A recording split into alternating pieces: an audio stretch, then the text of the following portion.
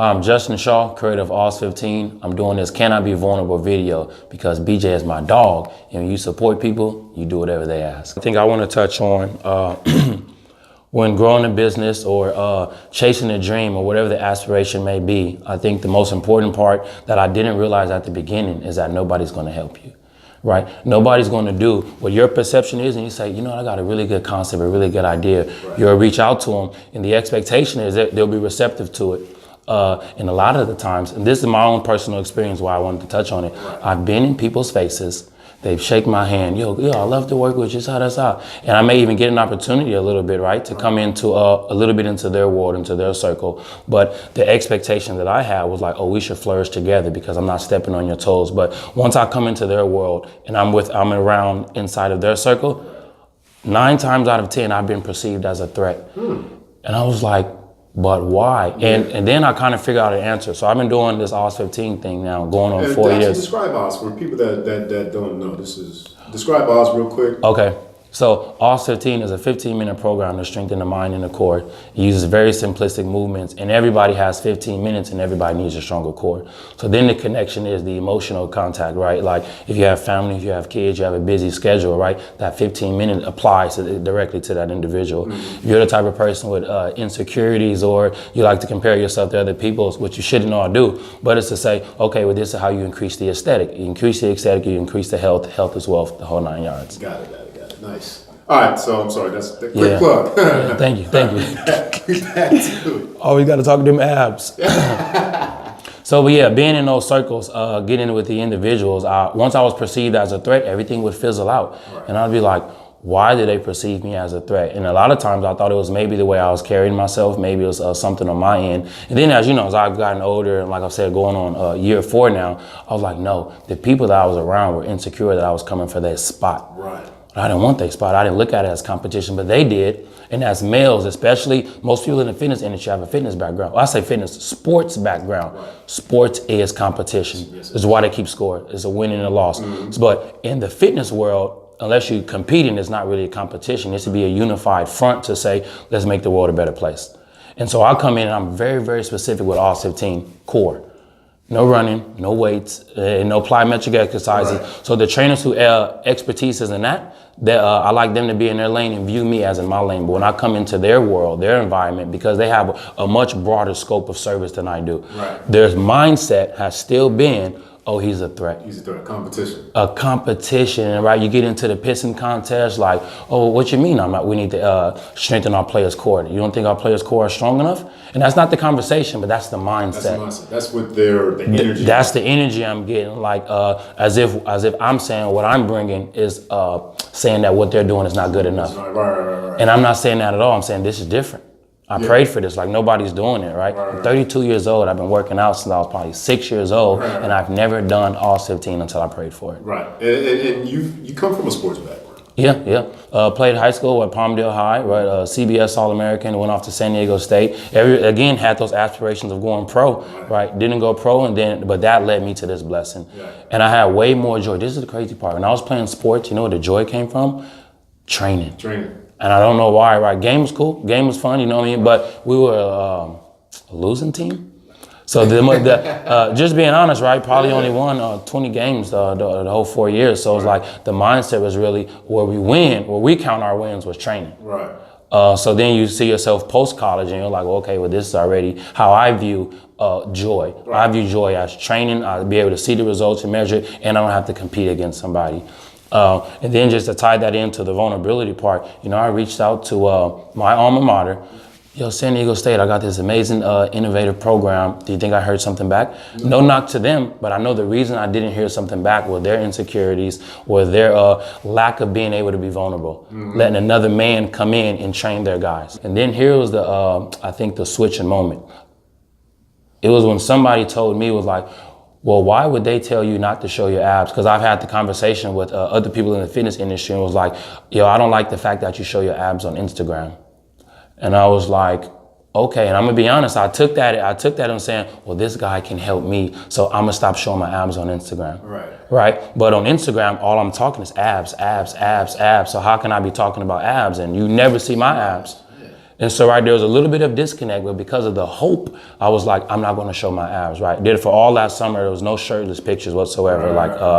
So I do that, and then I have a conversation with a guy, and he's like, yo, you know why he probably told you that? Like, what does he look like? What's his physique? And I was like, you know, he's in shape, but not like me. His reasoning was, you look like a tool on Instagram, right?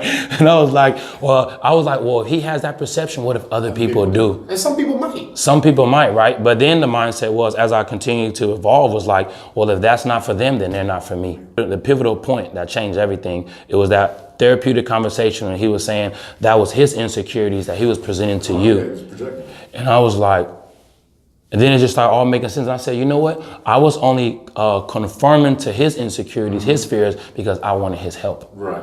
I was hopeful that he was going to help me out and put me on. Right. Because he got all the top guys, all the top athletes, you know what I mean? All the top celebrities essentially work with this guy. There's two different individuals kind of in the same space. One more athletic, one more celebrity driven. Yeah. But connected with both of them, and the situation was very, very similar to both. Right. And different ethnicities on both sides, different age range on both sides, but level, they both up here.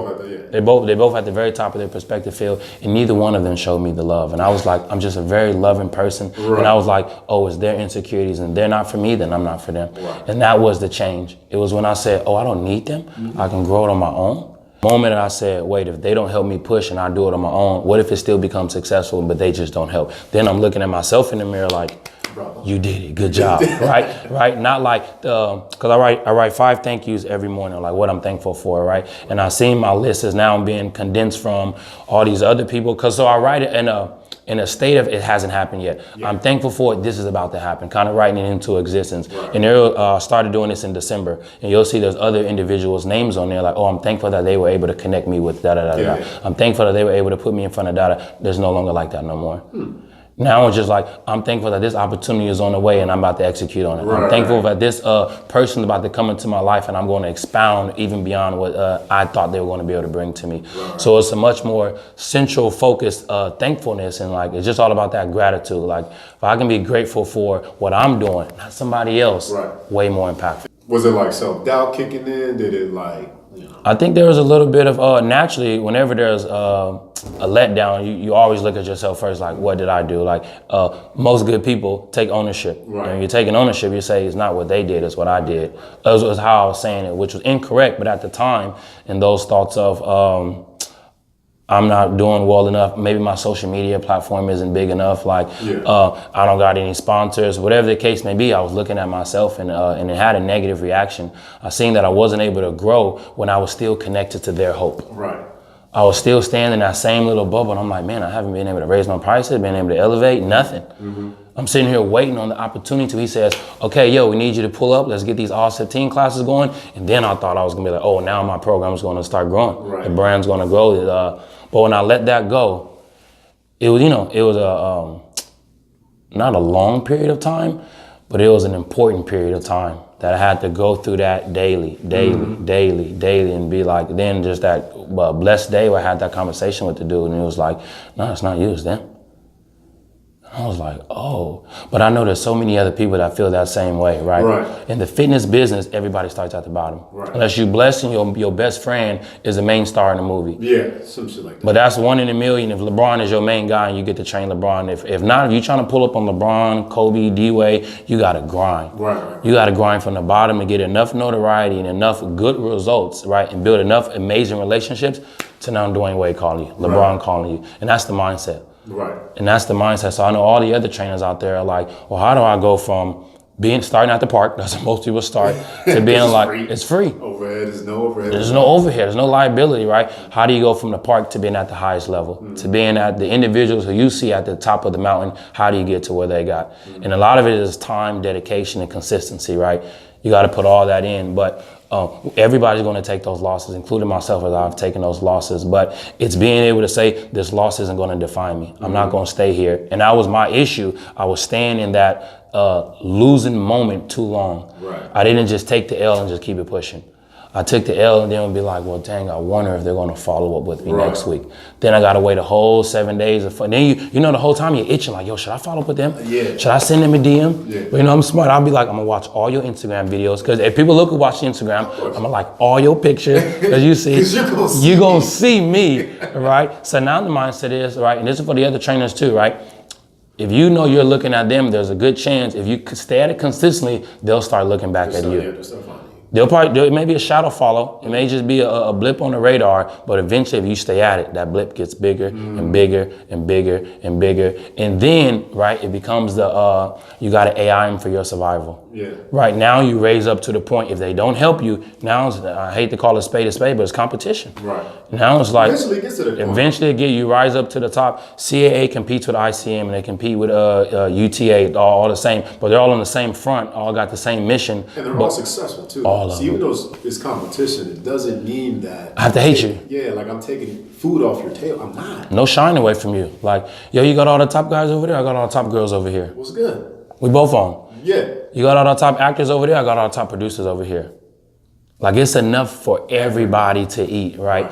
But the mindset, most people don't have that. And for people starting out at the beginning, even for myself, what I'm saying for the other trainers, I'm still have to say to myself, right?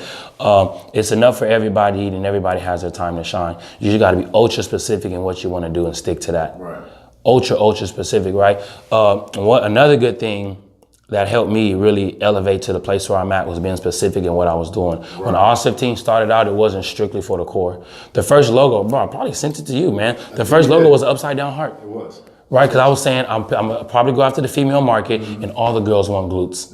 Yeah, you did. Right, you remember that? Talked about it all the We time. talked about all that. See, it was sexy life in the whole thing, Sexy right? Life and all that. I was like, yo, we get the girls, but right, that was kind of broad and because it was, so I was like, glutes for the girls, body for the guys. I was like, that's kind of broad, and you had to change the conversation depending on who you're talking to. Right. When it became universal, just like, oh, abs. Everybody. Any walk of life, any profession, unless you're a baby, you need a stronger core. Babies need strong cores too. Eventually, yeah. They're gonna grow up and need to walk and every crawl. walk of life is They have to surrounded sit around. up. That's core. That's core strength. Turning over. A core strength. All that. The balancing when they're able to hang on to something and be like, let me see if I can let go. Core strength. Core strength. So it was in that defining moment. It was like, oh, if I can be ultra specific, I can carve out my own lane and find a way to win. Right. And that's what I'm doing now. Yeah. Like, I don't know too many other people who have a program that is specific with anatomical principles to be like, this is what we're going to do. Right. So I look at myself as like, I'm at the forefront of a niche market, I said that wrong. I'm at the forefront of a niche market that I feel like we can really disrupt the fitness industry. Yeah. And I'm like, okay, so what if the other fitness people can do that? They can be a eye person, I don't say eye, an arm person, a leg person. There's a lot of people out there that do the glutes already, but it's like the people who are ultra specific tend to have the best chance of success, because if you go too many different ways, you never end up at the destination. Yeah. I'm not saying you can't evolve to the point where you're doing everything. I'm saying starting that journey is very, very easy to be ultra specific. Right. Be like, yo, I'm going after the guys in this age range that are in this lifestyle that do this for a living, right? I'm going after girls in this age range with this amount of income. You know what I mean? When you're specific like that, it helps the journey. Right. It really, really helps the journey. And that is the biggest thing for the mind. Because in business, your mind will go 1,000,000 miles an hour and you'll look at other things. You'll see things on social media. You'll read a book and say, everything doesn't apply to everybody. It doesn't. Right. But it's good to receive all the information. Then you decide what you're going to use. Right. So when taking in that information, it becomes a sense of almost therapy. Yeah. It becomes very therapeutic because you're saying, okay, if everybody else is doing this and I'm not competing with them, how can I not do that? Right. So for me personally, there are no workout videos of A.H.S.S 15 online at current date, and I'm almost 4 years in. You go to anybody else's fitness Instagram, what you gonna see? All videos. All videos. Yeah, so I said to myself, like, yo, if everybody's doing that videos, right, from a marketing point, like, well, how do I be different? Exactly. Right, be like, they're not gonna see the videos, they're just gonna see personality. They're gonna see personality and other clients who are actually going through the program. I'll show their abs, right? And then you'll be able to be like, well, damn, they pre-Oz, post-Oz, like that's a big difference. For all the people watching this video, I want you to say to yourself, you can do anything you put your mind to. Limitations are only in the mind. They don't really exist, right? You create your limitations, not the outside world. The opportunities that you want to create, you have to go out into the world and create them. And you have to be patient. Nothing will happen overnight. And social media is an instant gratification world. And everybody is on it, from Twitter to Facebook to Instagram to whatever the case may be. It's instant. You post, you want to see those likes start coming in fast. You want to see those comments start coming in fast. But in growing business, it's not growing social media. Social media is an extension of business, but it's not business. Business is developed over time with relationships. Don't chase the money, chase the relationships.